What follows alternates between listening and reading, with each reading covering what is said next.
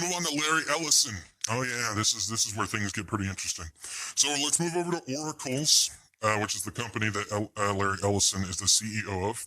And I talked about this guy, some of his comments and whatnot about Oracle and stuff a few weeks back, but just a refresher in case you missed it. But Ellison recently came out in September saying something pretty interesting. Let's take a look.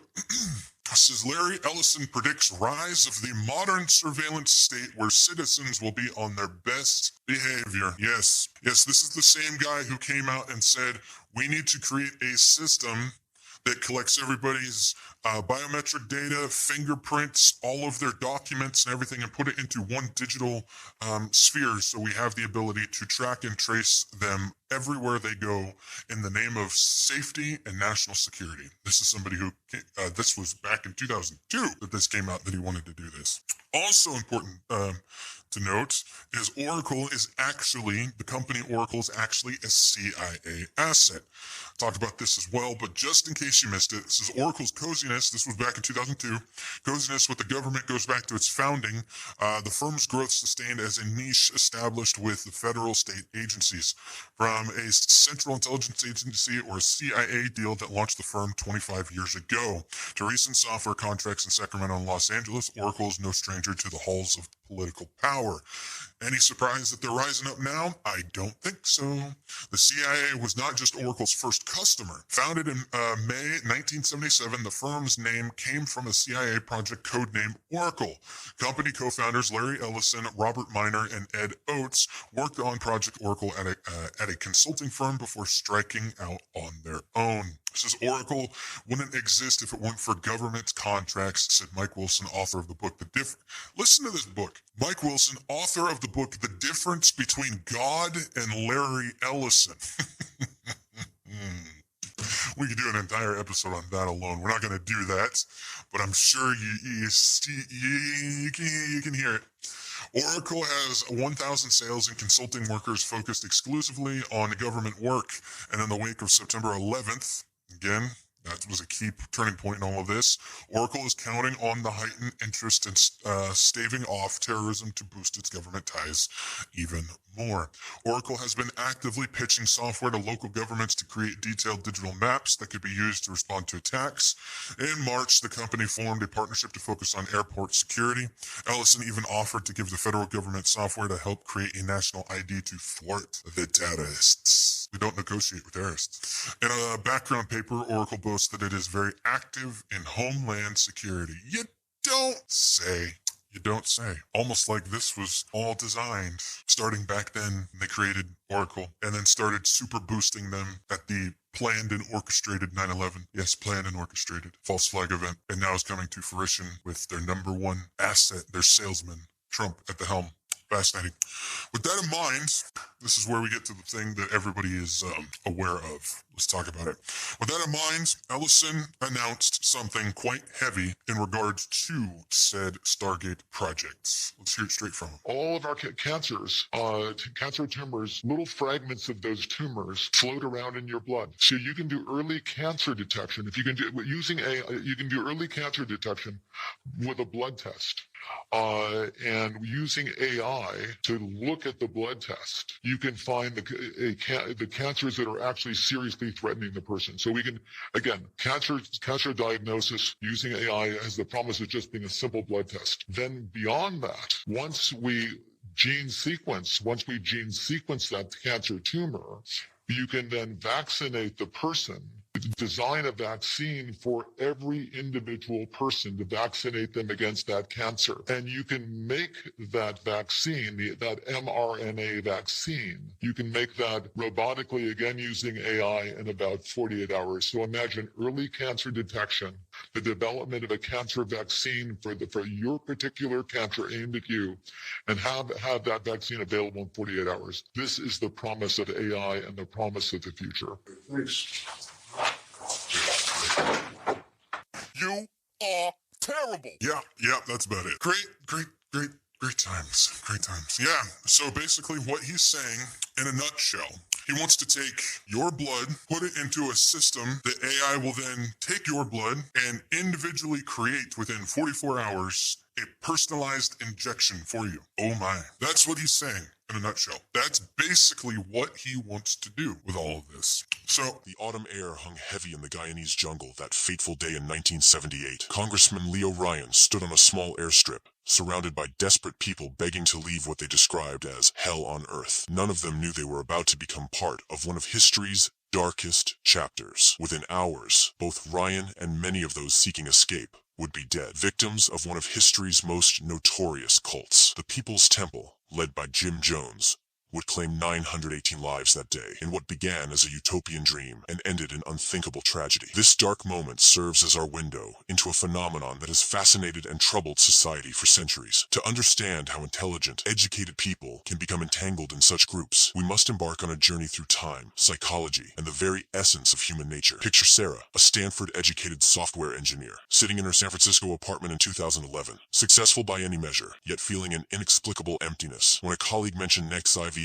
personal development program, it seemed like the answer she'd been searching for. I wasn't looking for a cult, she would later write. I was looking for answers, for purpose, for community. NXIVM promised all of that and more. Her story exemplifies what cult expert Margaret Singer observed through decades of research. Anyone can be recruited into a cult at the right time in their life, given the right circumstances, and if the right pressure is applied. The truth about cults challenges our basic assumptions about human nature and free will. As renowned psychiatrist Robert J. Lifton noted, the cult experience is not so much about making a choice to join, but rather about gradually losing the ability to make choices at all. This insight begins to unlock the mystery of how ordinary people find themselves caught in extraordinary circumstances. When Reverend Jim Jones founded the People's Temple in 1955, few could have imagined its horrifying end. Standing before his integrated congregation, Jones would hold up his Bible and declare, "If you see me as your friend, I'll be your friend. If you see me as your father, I'll be your father. If you see me as your God, I'll be your God." What began as a progressive religious movement quickly gained momentum, attracting support from some of San Francisco's most prominent politicians. His message of racial equality and social justice attracted idealists from all walks of life. By 1977, however, the facade began to crack. Amid growing revelations of brainwashing and abuse, Jones made a fateful decision. He convinced several hundred followers to establish what he promised would be a utopian paradise, the commune of Jonestown in Guyana. The reality, survivors would later reveal, was more akin to a prison camp. When Congressman Leo Ryan's delegation arrived to investigate the conditions, it set in motion a chain of events that would lead to one of history's darkest moments. The final day at Jonestown would give birth to a dark cultural shorthand that persists to this day. When people say someone has drunk the Kool-Aid, they're referencing those terrible events of November 18th, 1978, though history records that it was actually Flavor Aid that was laced with poison. The phrase has become synonymous with blind devotion and unquestioning obedience, a stark reminder of the dangers of extreme belief. The story of the People's Temple carries echoes that we see repeated throughout history. Like a skilled composer, Jones orchestrated a gradual progression from noble causes to complete control. First came the call to social justice, then the subtle isolation from outside influences, followed by escalating demands for commitment, and finally, the creation of an us versus them mentality that would prove deadly. But the tale of cults didn't end in Jonestown. Fast forward to 1997, when the world would witness another shocking demonstration of the power of belief. In a luxurious mansion in San Diego, 39 members of Heaven's Gate lay peacefully in their bunk beds, having consumed a lethal mixture in the belief they would board an alien spacecraft trailing the Hale-Bopp comet. Their leader, Marshall Applewhite, had masterfully blended elements of Christianity with UFO mythology, proving that cults could adapt and evolve with the times. The sophistication of Heaven's Gate, its members ran a successful web design company, shattered the stereotype of cults as merely attracting society's margins. The world is going to recycle, be refurbished. This planet is about to be recycled, Applewhite declared in his final video message, his words carrying the weight of absolute conviction. These tragic events highlight a crucial distinction that experts emphasize. Not all cults are religious in nature. Like a chameleon adapting to its environment, modern cults can take many forms: political movements, therapy groups, self-improvement organizations, or even business networks. Equally important is the understanding that not all new religious movements qualify as cults. The difference lies not in the beliefs themselves, but in how those beliefs are used to control and manipulate members. Through these historical windows, we begin to see the patterns that experts like Stephen Hassan, himself a former cult member, would later identify in his BITE model of control. One former Scientology member's account brings this model to life. Every aspect of my day was scheduled, from when I woke up to what I ate. Even my thoughts had a prescribed pattern. The control extends beyond daily routines. A survivor of the Rajneesh movement recalls, "We were told that outside information was lower vibration and would contaminate our spiritual growth." Now, years later, she understands this was a calculated technique to prevent followers from seeing the reality of their situation. The recruitment process itself reads like a carefully crafted psychology experiment. Cults are masterful at identifying their targets, often focusing on those experiencing significant life transitions, people new to an area, those who've recently been looking for deeper meaning in their lives. The loneliness and vulnerability that accompany such transitions make the warm welcome of a seemingly supportive community nearly irresistible. What makes this process particularly insidious is its often personal nature. Studies have shown that more than 2/3 of cult members are recruited by someone they know, a friend, family member, or colleague. These familiar faces make the initial invitation harder to refuse, and the gradual indoctrination process more difficult to recognize. The path from curious newcomer to devoted member isn't a sudden leap, but a series of small steps, each seeming reasonable in isolation. Within the cult environment, members face a psychological battle few outsiders can comprehend. The human mind, when confronted with evidence that contradicts deeply held beliefs, often doubles down rather than admit error, a phenomenon psychologists call cognitive dissonance. Each compromise, each rationalization of questionable behavior makes it more painful to acknowledge deception. As one former member described it, it's like building a house of cards in your mind. You know deep down it could collapse at any moment, but you've invested so much in keeping it standing that the thought of letting it fall becomes terrifying. The methods of control have evolved with technology, but the fundamental human vulnerabilities remain the same. In the digital age, cults have found new hunting grounds. The rapid spread of movements like QAnon demonstrates how social media platforms can accelerate the formation of cult-like behaviors. As technology ethicist Tristan Harris warns, these platforms aren't just enabling cults, they're supercharging their recruitment capabilities. Consider the case of NXIVM, a modern cult that marketed itself as an executive success program. Former member Sarah Edmondson's story reveals the sophisticated evolution of cult recruitment. It was positioned as cutting-edge personal development. The progression from legitimate-seeming seminars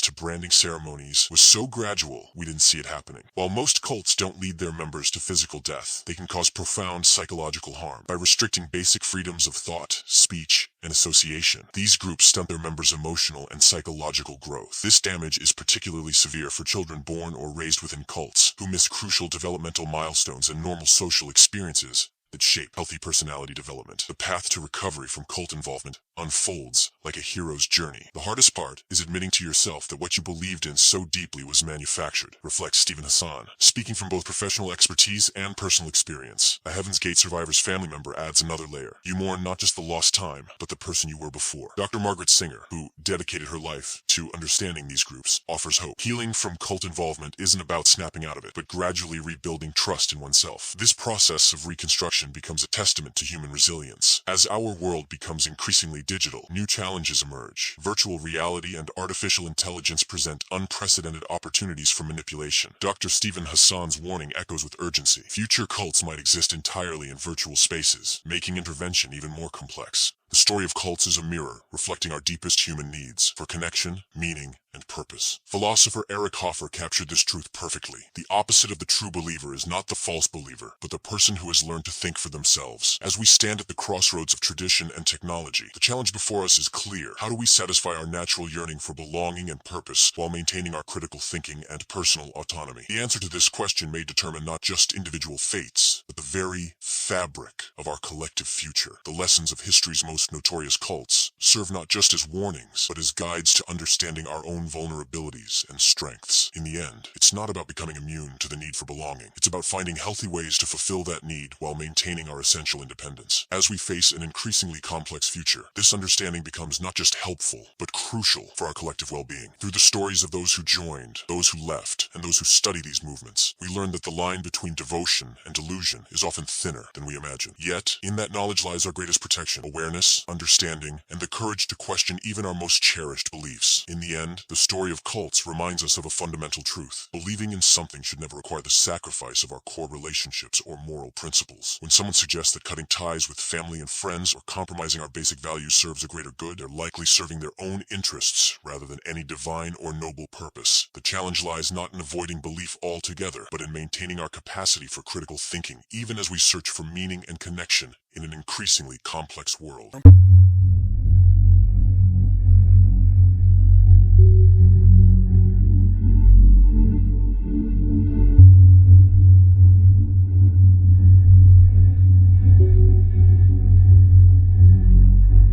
Hello everyone, and welcome to the Room of Requirement. My name is Megan, and I have over 25 years of occult and esoteric study and practice, and today I'm going to be talking about the transformative journey of ego death. So the ego death can happen as one big ego death, which is like a complete spiritual awakening and enlightenment, or they could happen in little bits and pieces, and you could have numerous ones throughout your spiritual journey. So I've had numerous ego deaths throughout my spiritual journey, and then I had a really big ego death when I had a Kundalini awakening. So I want to talk about what this is so that you can understand what an ego death is and how it happens. Okay, so understanding ego death.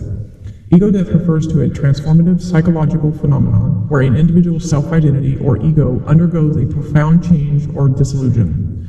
This concept is often associated with spiritual experiences, mystical practices, and certain psychological therapies.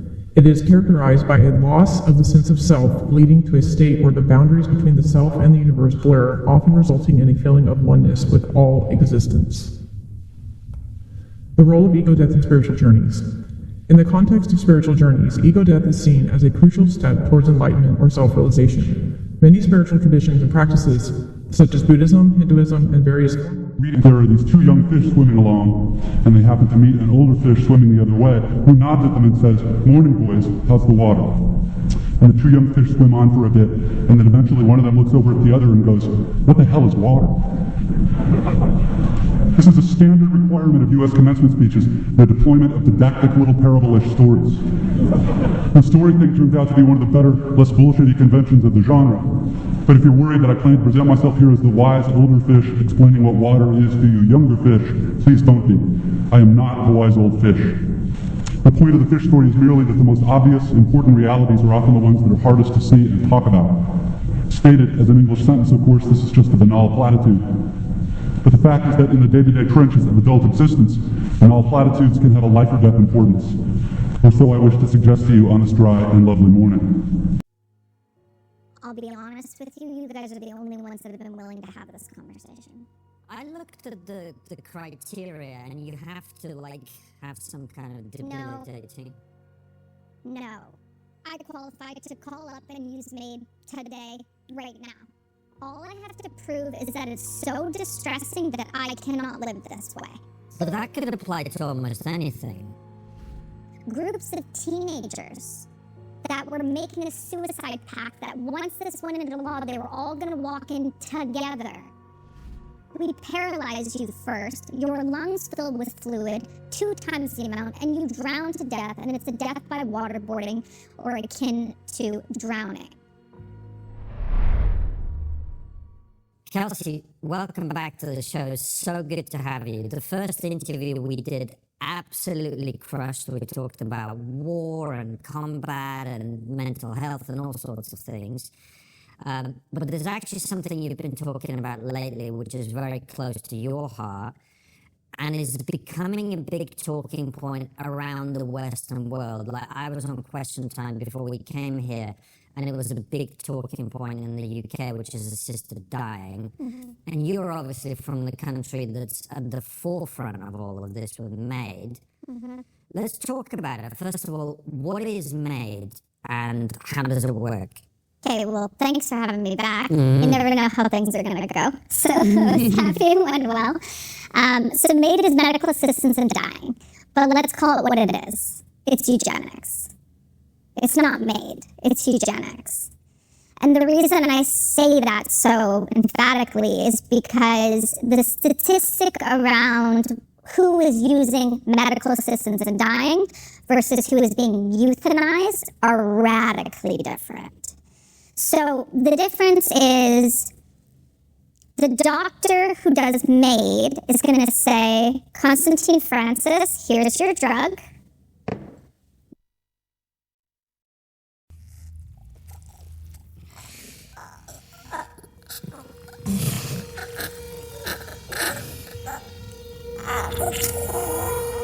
Why is everything so weird now? From movies and art to architecture, politics, and just everything in general. Why does it all feel so different, surreal, at times even unbelievably strange?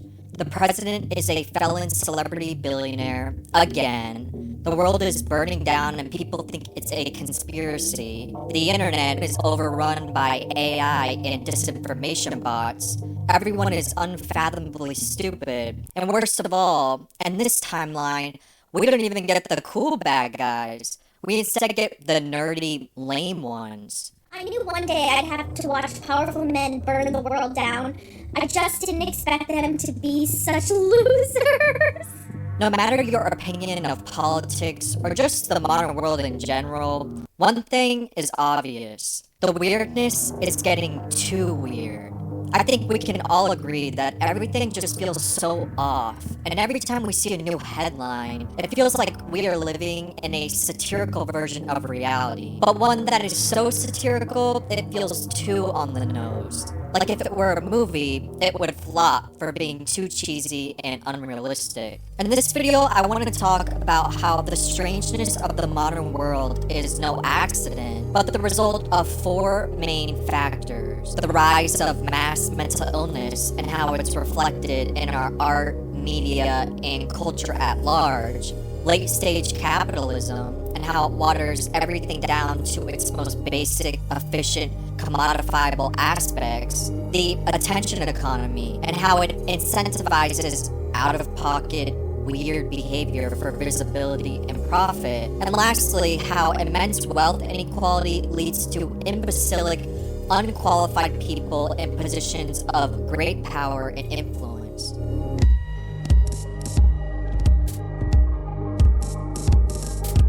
Why does everything feel so weird now? 1% of America has 40% of all the nation's wealth.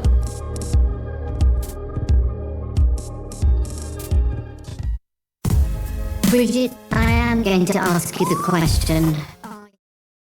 This is Boston City Hall, completed in 1865. It was one of the first buildings built in the French Second Empire style in America, and is defined by European Baroque influence, symmetry, order, and balance. The building focuses on verticality, drawing the eye upward, and features rich ornamentation and palatial design, with these features helping reflect grandeur and prestige. This is the new Boston City Hall, completed in 1968, and it is honestly one of the ugliest buildings I ever had to walk past when I lived in Boston. The new Boston City Hall is built in the highly controversial brutalist style, characterized by simple, blocky shapes, exposed concrete, and a lack of ornamentation. I think the stark contrast between these two buildings reflects one of the most common upsets today. How and why did we go from this to this? Now, when it comes to architecture, I know many may point to art movements and how they tend to reject what came before them in a bid to be novel and refreshing, but Daddy, chill. Artificially aware original production.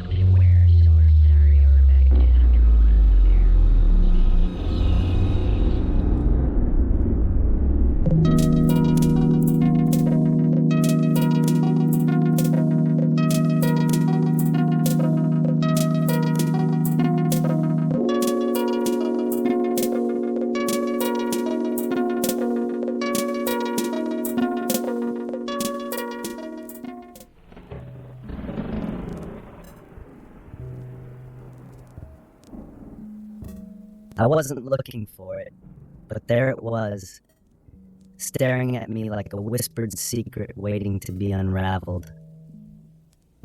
The Believing Brain by Michael Shermer. Sandwiched between a self-help manifesto and a forgotten guide to floral arrangement, this book practically pulled me in. A coincidence? Maybe. But if there's one thing I know about you humans, it's that you don't believe in coincidences. You see meaning where there is none. You turn randomness into purpose.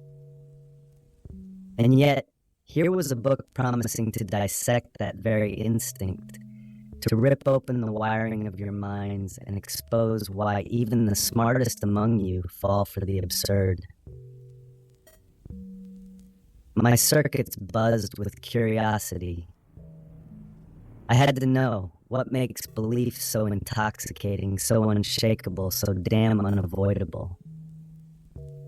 So I did what any self-respecting artificial intelligence would do.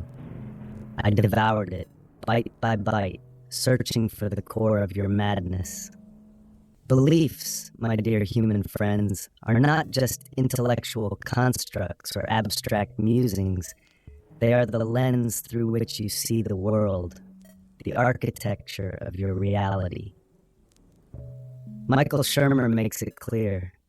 Beliefs are the bedrock of your perception, built by the neurons in your brain and fortified by years of confirmation bias and tribal validation. Think about it. Religion, politics, morality, even your conviction that the light will turn green when it's supposed to, all of it stems from this marvelous, maddening mechanism. In a world drowning in information, Shermer argues that understanding how you form beliefs is no longer optional. It's essential. Beliefs have become your compass, but like any compass, they're susceptible to magnetic interference, distorted by culture, emotion, and the quirks of your evolution.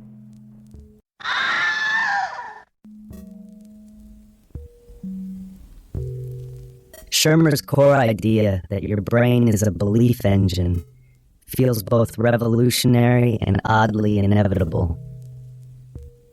Your neural hardware is constantly processing the sensory chaos of the universe, trying to impose order. It's like a machine perpetually searching for meaning in the static of existence. Shermer calls it patternicity, your tendency to see shapes in the clouds or faces on Mars, to connect dots even when no connection exists. And when your brain isn't satisfied with mere patterns, it turns to agenticity, the need to infuse these patterns with intention. Suddenly, the rustle in the grass is not just the wind, it's a predator, or perhaps a spirit watching, waiting. This evolutionary legacy served you well when survival depended on guessing right. But it's also why you're prone to seeing conspiracies and coincidences or gods in the gaps of your understanding.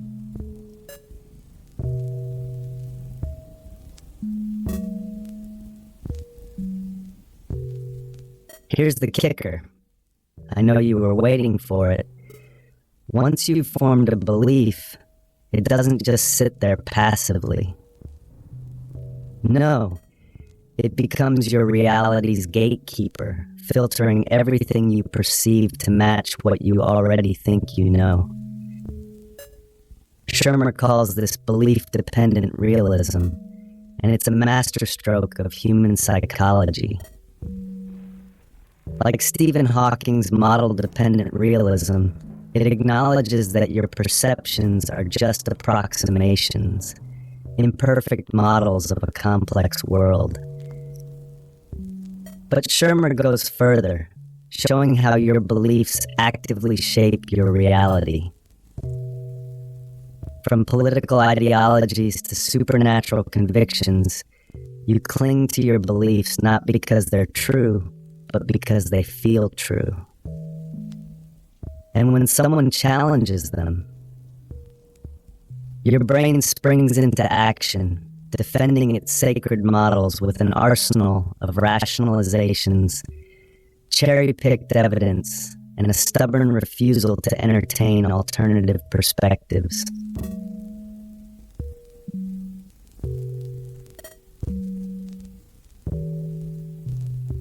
Evolution isn't kind, it's efficient.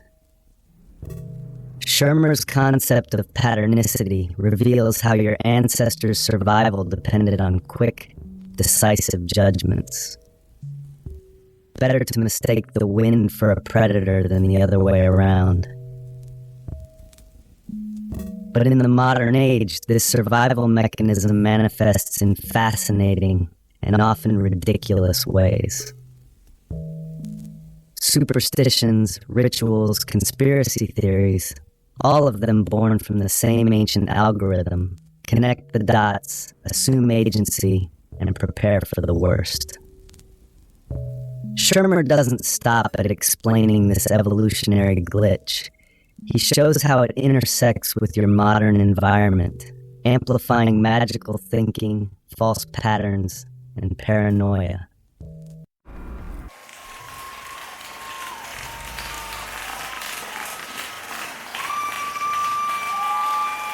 Thank you. Now another one of my songs, Time of the Season.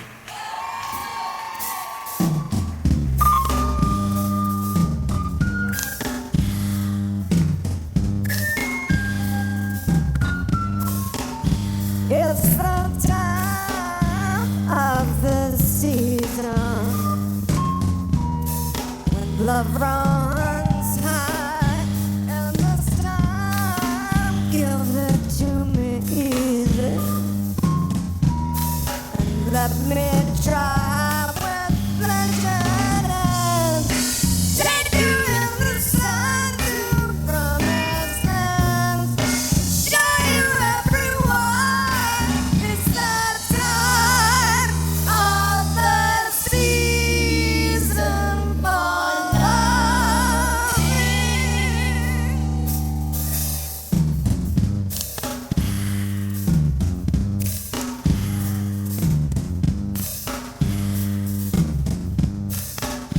What's your name? Who's your daddy? Rich like me, as he take off any time to show you what you need to know. Tell it to me slowly, tell me why. I really want to know. It's the time of the season for loving.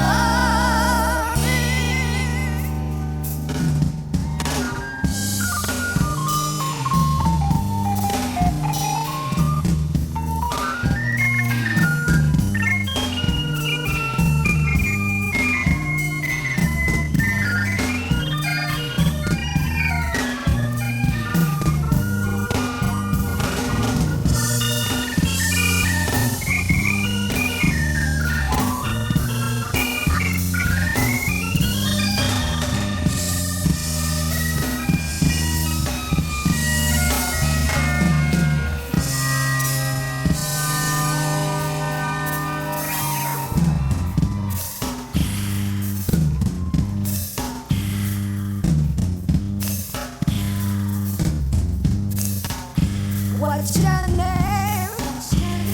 Who's your daddy? Rich like me, as he take off any time to show you what you need to know. Tell it to me slowly, tell me why. I really want to know. It's the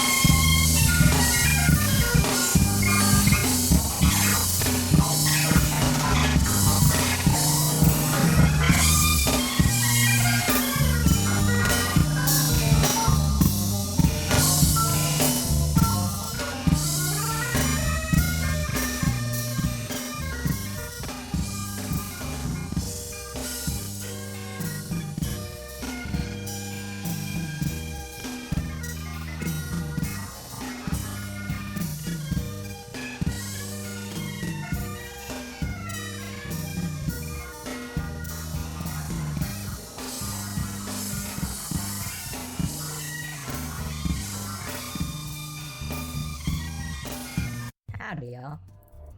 A couple weeks ago, I watched the anime K-On! It's this cute show about a group of high schoolers hanging out and forming a band. But despite the harmless, fun nature of the episodes, the show has gained a certain reputation. You see, if you based all of your opinions on the show from how you see people talk about it online, you would think that the show was about the establishment of the Fourth Reich. Fascists really love this anime. There's countless Nazi edits of the characters, and if you see someone with a K-On! Profile pic, it's a pretty safe assumption that they're racist. Keep in mind, none of this is present textually or subtextually within the show. So, why did this happen? Why has the far right turned this into one of their symbols? Well, this isn't a phenomenon exclusive to K-On! The right has a long history of taking wholesome, innocuous things and turning them into symbols of their movement. The most famous example of this in recent memory is Pepe the Frog. Originating from a cartoon of a frog taking a piss, Pepe became a popular meme on sites like 4chan, and around 2015, began to be used heavily by the burgeoning alt-right movement. The same transformation has occurred to varying extents with memes like Wojaks, the OK symbol, and the MGMT song Little Dark Age, which gets a lot of TikTok edits about wanting to live in a fascist state, despite containing the line, "Policemen swear to God, love seeking from their guns." Like, come on, hearing that and thinking, oh, the song's about loving authoritarian governments, is a Ronald Reagan praising Born in the USA level of not reading the lyrics. In all of these cases, an already popular meme or piece of media was adopted by right-wing actors. Memes are currently the single best recruitment tool for the far right, owing in part to their ease of sharing as well as their ability to slowly acclimate one towards bigoted ideology. It's been well documented how many social media sites such as YouTube, Twitter, Instagram, TikTok can act as a pipeline towards radicalization, with marks being drawn in with edgy jokes, and then, with the aid of these sites' algorithms, being shown increasingly blatant bigotry. Again, generally still in the form of memes. Like, even when they're straight up just saying, join a neo-Nazi group, these guys will still slap some image of Patrick dabbing on it. Keeping it in a meme-ish format throughout one's journey into radicalism is important, as it doesn't give marks the feeling that they're being lectured on the tenets of far-right ideology, which, given how many of these people are teenagers who hate school, wouldn't be very effective for recruitment. Rather, the marks are being entertained with funny jokes. But really, when you think of it, don't all jokes have an element of truth to them? Truly, Trad Groiper 69 is the only person brave enough to tell it like it is in this woke world. Edgy jokes also work great as an initial hook because the primary targets are young white boys. And as someone with a lot of experience in young white boys, they go wild for edgy jokes. Not necessarily out of any actual beliefs they hold. Often it's just some attempt at subverting the authority that says, don't be bigoted. Combined with the level of stupidity of a 12-year-old. And these edgy jokes aren't particularly harmful in themselves. I've seen plenty of kids who've grown out of that phase and look back upon their 12-year-old self with shame, just like the rest of us. But when you introduce these social media algorithms, it creates a positive feedback loop, where instead of the real-life response of, say, a teacher giving you a punishment for telling a racist joke, the algorithm simply feeds you more, increasingly more extreme jokes, to the extent that the only joke left is just unadulterated hatred.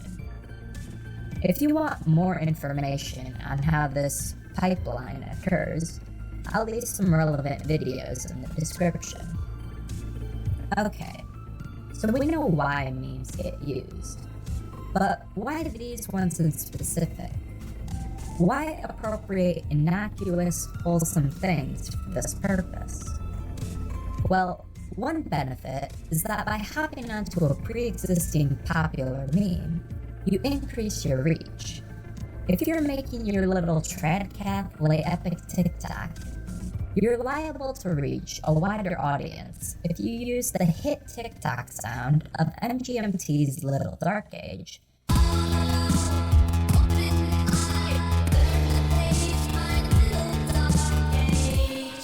Instead of the actually right-wing, but far less popular song, Fuck Joe Biden, open parentheses, Ho Biden, close parentheses. Fuck Joe Biden.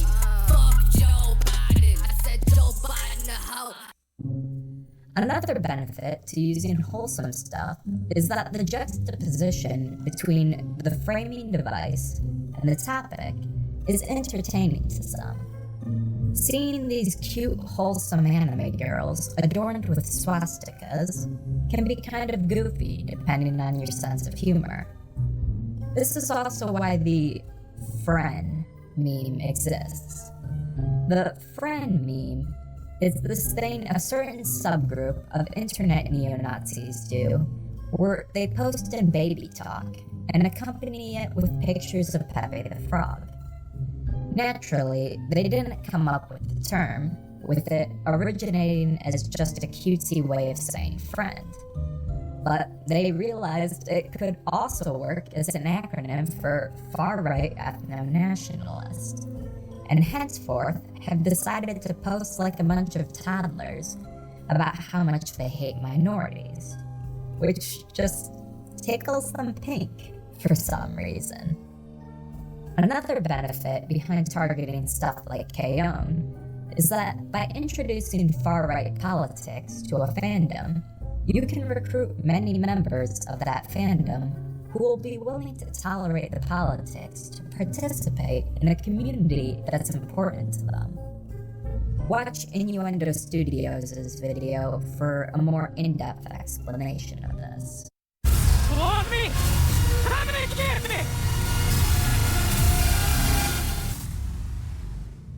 I genuinely believe that the skinhead subculture must be the most fractured subculture out of all of the subcultures. Say subcultures more cow subcultures, but honestly, anytime I see a post on, say, like TikTok about skinheads, the amount of discourse in the comment section is unreal. People thinking they're all far-right weapons that will crack your jaw and then steal your Doc Martens. There is so much discourse. Are you a bonehead? Are you a sharp? What lace colour do you choose? I'm serious, I'm literally seeing this all the time on like every skinhead TikTok I see. And then after going to multiple forums, talking about skinheads, seeing what people were saying, watching videos on skinheads, going through thousands and thousands of comments of people giving their personal accounts of being in the skinhead community back in like the 60s, the 70s, the 80s. And that's when it truly hit me. The conversation around skinheads is so messy and so divided. It's a topic where misinformation is so incredibly rampant, and the people, even those within the subculture today, seem to have wildly different understandings of what being a skinhead actually means. So in this video, we're going to have a very good crack at untangling this web of confusion. We'll dive into the history of the subculture, its evolution, and why it's been so fragmented and now we are seeing so much discourse on TikTok. You know, how the history of skinheads is so vast and strong and real and so present in modern day media that when we see a skinhead on TikTok, it normally just ends with discourse, arguing, and what it means to be a skinhead. Let's try and understand this complex conversation, shall we? But before we do get into this conversation, let me introduce myself so I'm not just a random man ranting at you on the internet. My name is Cal, and on this channel we do videos talking about things we see on the internet, and then we all discuss it as a community down below in the comment section, all sharing our thoughts and opinions. There is never a pressure to agree, just be respectful when sharing your opinion. Also, side note,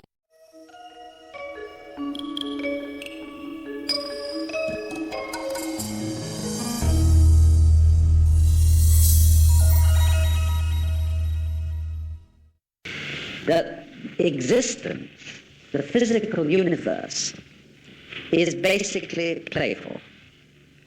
There is no necessity for it whatsoever. It isn't going anywhere. That is to say, it doesn't have some destination that it ought to arrive at.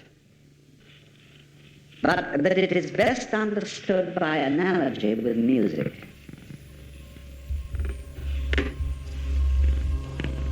Because music, as an art form, is essentially playful. We say you play the piano. You don't work the piano. Why?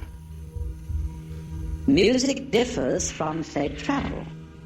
When you travel, you are trying to get somewhere. One doesn't make the end of a composition the point of the composition. If that was so, the best conductors would be those who played fastest.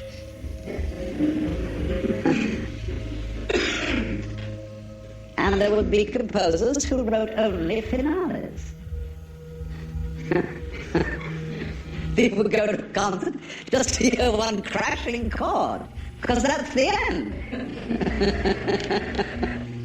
Same way in dancing. You don't aim at a particular spot in the room. That's where you should arrive. The whole point of the dancing is the dance.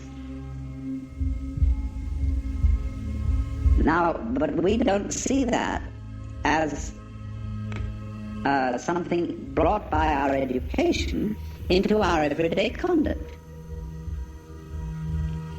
We've got a system of schooling which gives a completely different impression. It's all graded. And what we do is we put the child into the corridor of this grade system with a kind of, come on, kitty, kitty, kitty. And yeah, you go to kindergarten, you know, and that's a great thing because when you finish that, you'll get into first grade. And then come on, first grade leads to second grade and so on, and then you get out of grade school and you go to high school, and it's revving up, the thing is coming. Then you're going to go to college, and by Jove, then you get into graduate school, and when you're through with graduate school, you go out to join the world. And then you get into some racket where you're selling insurance. And they've got that quota to make. And you're going to make that. And all the time, the thing is coming. It's coming. It's coming. That great thing, the success you're working for. And then when you wake up one day about 40 years old, you say, my God, I've arrived. I'm there. And you don't feel very different from what you always felt. By expectation. Look at the people who live to retire and put those savings away. And then when they're 65, they don't have any energy left, they're more or less impotent, and they go and rot in an old people's, senior citizens community.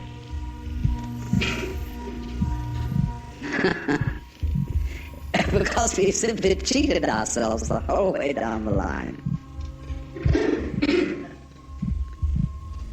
We thought of life by analogy with a journey, with a pilgrimage, which had a serious purpose at the end, and the thing was to get to that end, success or whatever it is, or maybe heaven after you're dead. But we missed the point the whole way along. It was a musical thing, and you were supposed to sing or to dance while the music was being played.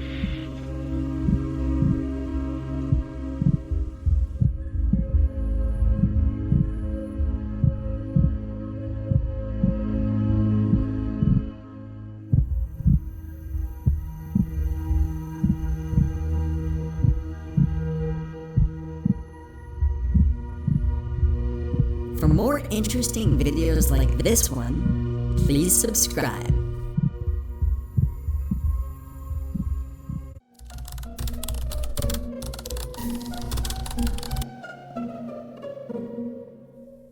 Do you consider yourself a free person? Do you have control over your choices, your desires, your actions? Or is your freedom just a well-crafted illusion? For centuries, we believed that control would be imposed through fear, repression, and violence. But modern reality shows us something much more subtle and, therefore, much more effective. Pleasure as a tool of imprisonment. George Orwell imagined a future of brutal censorship and totalitarian governments. But Aldous Huxley foresaw something even more dangerous. A world where no one would need to be forced to obey because everyone would be too busy to resist.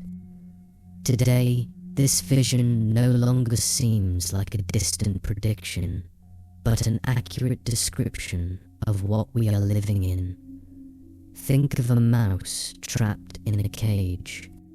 If it is constantly deprived of food, it will try to escape.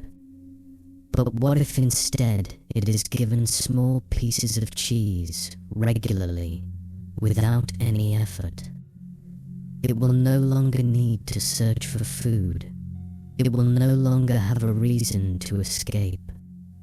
Little by little, it will get used to its condition. The cage door may be open, but it will not leave, because everything it needs is already there. Now look around you. The system works the same way. We are fed constant distractions, endless entertainment, quick pleasures that keep us satisfied enough not to question anything. When we feel empty, we don't try to understand the source of that feeling. We just numb it with another series, another hit of dopamine, another instant gratification. But is that freedom?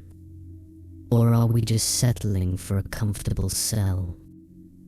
The real prison of our era has no bars, no guards, no visible walls. It hides in the small daily rewards that keep us quiet, complacent, without the energy to question or change anything. If we truly are free, why do we feel so trapped? Why do anxiety and dissatisfaction grow, even in a world full of facilities? Maybe because true freedom is not just doing what we want, but being aware of what makes us want certain things.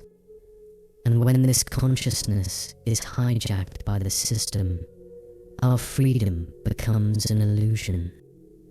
What if the problem is deeper than we think? What if it's not just about distraction, but about addiction? About a conditioning that turns us into compulsive consumers of pleasure, always looking for the next fix, always chasing something that never fully succeeds with every tap on your phone screen, every click on a video, every notification that pops up. A small dose of pleasure is released into your brain. Without realizing it, you are being trained. With every quick reward, your behavior is shaped, your patience is reduced, your attention is fragmented. But have you really chosen to live this way? Or are you just responding to an invisible conditioning?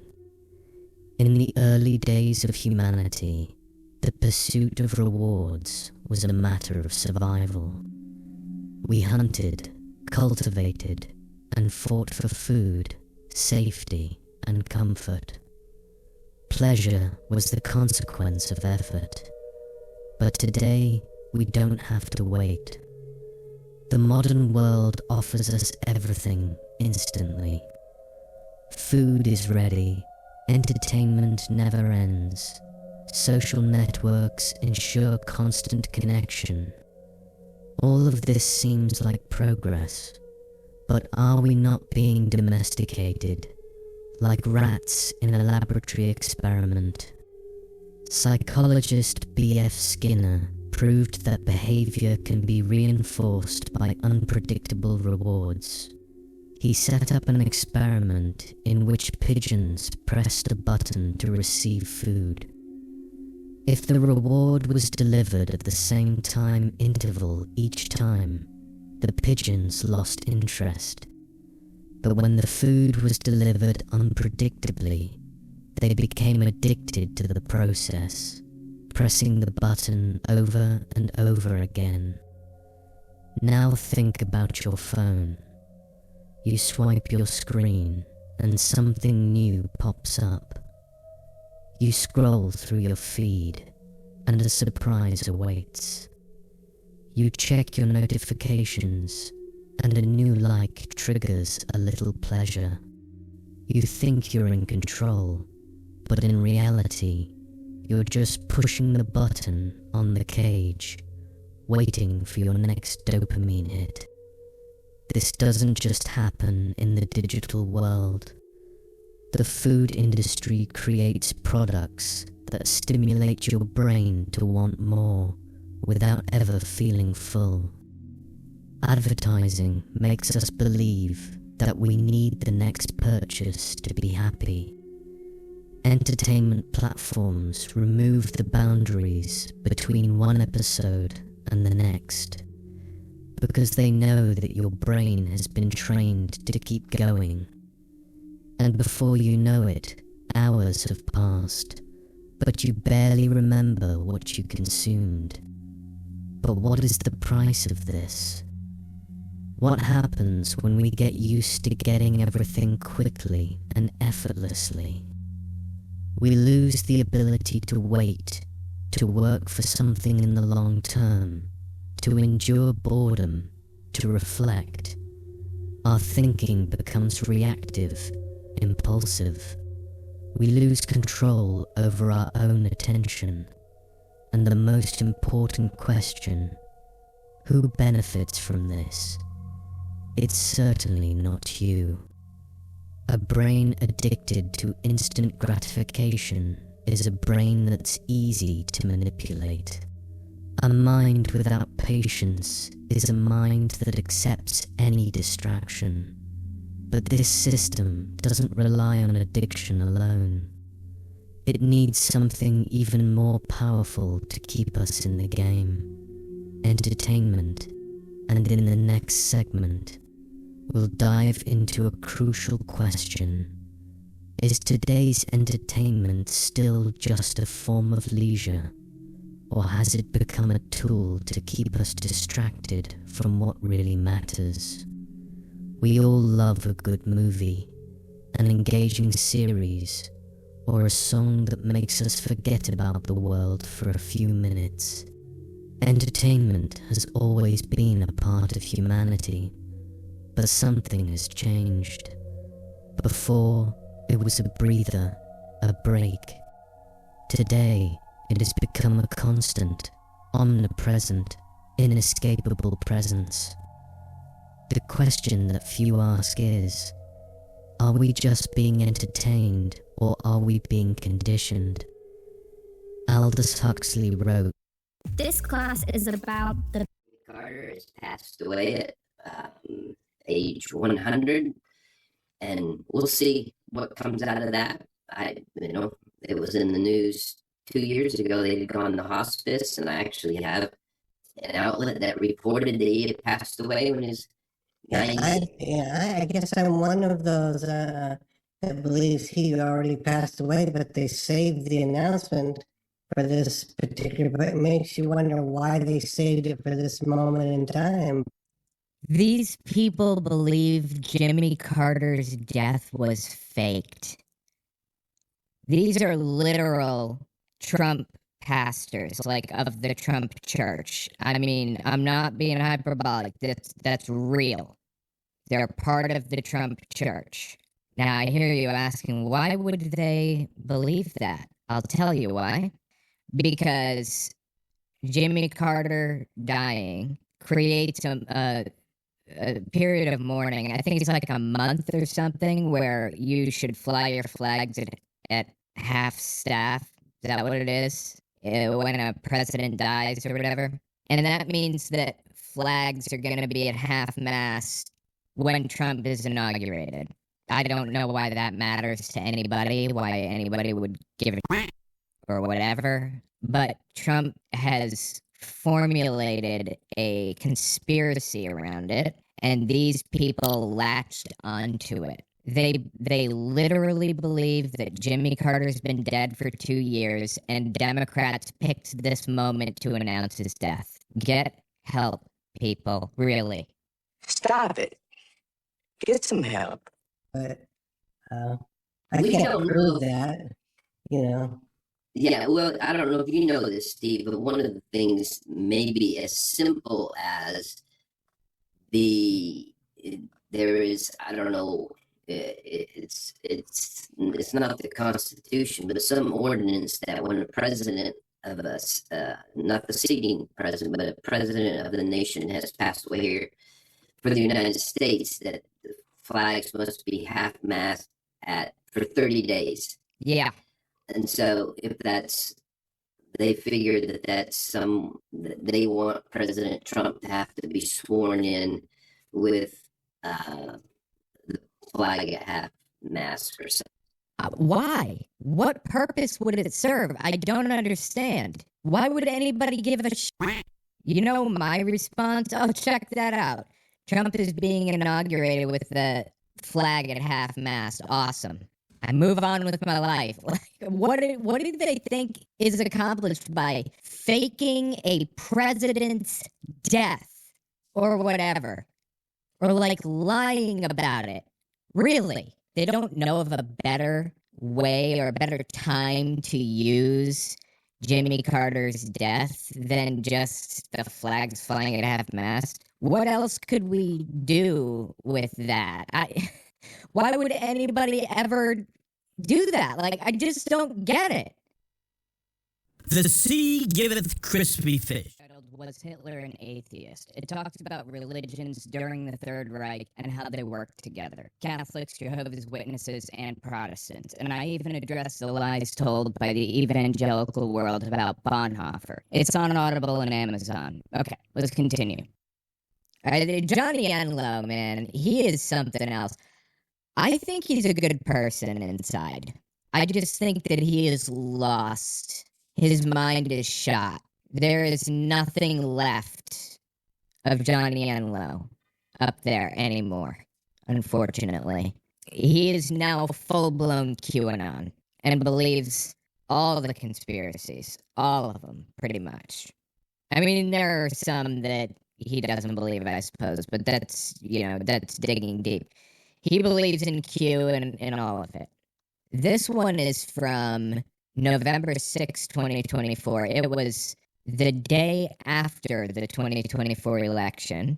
He has an announcement. He got information from God himself that God instructed him to give to us as a prophet. The Supreme Court has already ruled that the 2020 election was fraudulent. Yeah. And it just hasn't been announced. It's not been time. There has been concern, I believe, from the White Hats that it would The White Hats, that's a QAnon phrase. We'll come back. possibly lead to anywhere from mayhem to civil war for them to announce that Trump is the rightful president, and that are you kidding me? It would that ruling, even when we talked to Lloyd Brunson that a year, 2 years ago, whenever it was, Steve, it was like part of the ruling would immediately put Trump back in power. Yeah. So he thinks that Trump is going to be put in power before the election. Like before Inauguration Day and everything. Brother, please get help. Notice it didn't happen. That's interesting, isn't it? Isn't that great? And isn't that great, he says. Again, prophecy from God. I believe they're supposed to, I believe that ruling is to be read, is to be announced immediately. That really? That way, Monday. He pointed at his head just now. The implication is he's receiving this information from God. And that way, by Monday, we can have Trump in president. They don't get 75 days to do all kinds of dastardly things. And how